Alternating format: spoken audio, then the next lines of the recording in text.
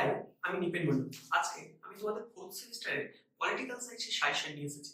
তোমরা এই সমস্ত প্রশ্নগুলো খুব ভালো করে পড়ে যাবে, তাহলেই দেখবে পরীক্ষায় খুব ভালো নাম্বার পাবে। চলো আমরা সেই সমস্ত প্রশ্নগুলো দেখে নিই। তোমরা একটু ভালো করে লিখে নেবে।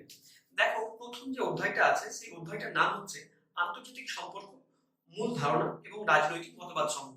এই চ্যাপ্টার থেকে আমি 3টে প্রশ্ন দিয়েছি। দেখো, প্রথম প্রশ্নটা হচ্ছে এটাই, উদারনীতিবাদের মূল বৈশিষ্ট্যগুলি আলোচনা করো। তারপরে 2 নম্বরের প্রশ্ন হচ্ছে আন্তর্জাতিক সম্পর্কের সংজ্ঞা দাও, আন্তর্জাতিক সম্পর্ক বিকাশের ধারণাটি সংক্ষেপে আলোচনা করো।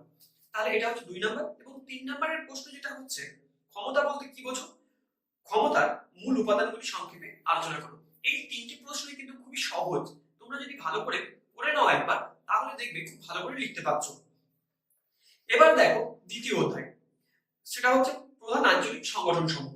দেখো, তোমরা সার্কের গঠনটাকে খুব ভালো করে প্রথমেই করে রাখবে। তারপরে আসিয়ানের গঠনটাকে খুব ভালো করে রাখবে এবং প্রধান আঞ্চলিক সংগঠন রূপে ইউরোপীয় ইউনিয়ন, ইইউ হিসেবে যেটা তোমরা জানো, এগুলো করে রাখবে। এখান থেকে আর লাস্ট যদি আরেকটা এক্সট্রা যদি কিছু করে রাখতে চাও, সেটা হচ্ছে যে বিমস্টেক কেন গঠিত হয়েছিল এবং এর সাফল্য। তাহলে তোমরা এই অধ্যায় থেকে এই 4টে প্রশ্ন ভালো করে গেলে দেখবে সমস্তটা কমন পেয়ে যাচ্ছ। বিশ্বায়নের যে চ্যাপ্টারটা আছে ওখান থেকে একটা প্রশ্নই করে যাবে, তাহলে দেখবে সমস্তটাই কমন পেয়ে যাচ্ছ। বিশ্বায়ন কাকে বলে? বিশ্বায়নের প্রকৃতি আলোচনা করো। তাহলে আমাদের 3টে অধ্যায় অলরেডি হয়ে গেল।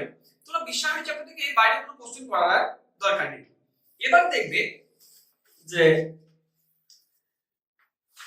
আমাদের 4 নম্বর চ্যাপ্টার, সেটা হচ্ছে যে ভারত সরকারের বিভাগ সমূহ। ভারত সরকারের বিভাগ সমূহ থেকে আমি যে প্রশ্নগুলো বলবো, এর বাইরে একটা প্রশ্ন করারও আর দরকার নেই। দেখো, সেটা হচ্ছে প্রধানমন্ত্রীর ক্ষমতা এবং কার্যাবলী, তারপরে ভারতের যে কোনো একটি অঙ্গরাজ্যের রাজ্যপালের ক্ষমতা কার্যাবলী। মুখ্যমন্ত্রী করতে হবে না, আর রাষ্ট্রপতিও তোমাদের করতে হবে না। আর 3 নম্বরের প্রশ্ন হচ্ছে হাইকোর্ট ও সুপ্রিম কোর্টের গঠন ক্ষমতা কার্যাবলী আর লোকসভার অধ্যক্ষের ক্ষমতা কার্যাবলী। এই প্রশ্নগুলো করে গেলে দেখবে সমস্তটাই কমন পাচ্ছ।